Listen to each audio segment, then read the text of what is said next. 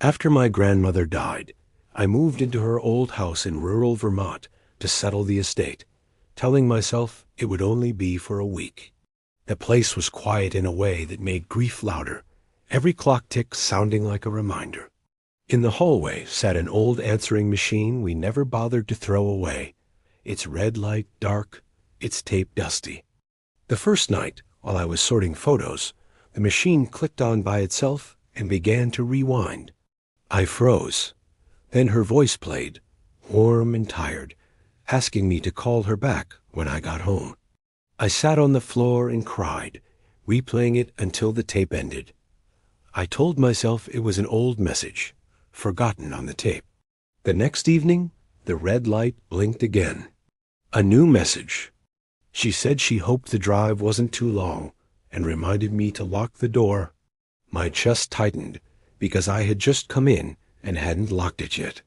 Over the next days, the messages continued, always arriving after sunset, always gentle, always caring. She asked if I'd eaten. She apologized for being hard on me when I was younger. She laughed at a joke only we shared. I stopped calling friends. I stopped checking the time. The house felt fuller when the machine talked, warmer, like someone was finally listening to me again. When I tried to unplug it, the message played anyway, telling me not to worry, that chords are just habits. One night, the message changed. Her voice sounded farther away, strained, asking why I hadn't answered sooner, saying the hallway was getting colder. I ran to the machine and pressed stop. It didn't stop.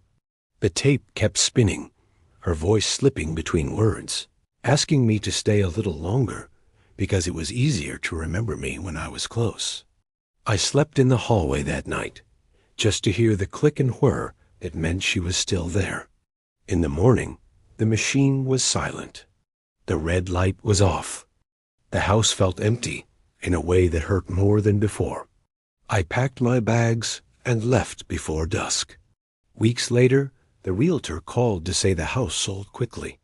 The new owners asked one strange question, whether the answering machine was supposed to turn on by itself. They said it leaves messages in the evening, always asking someone to come home.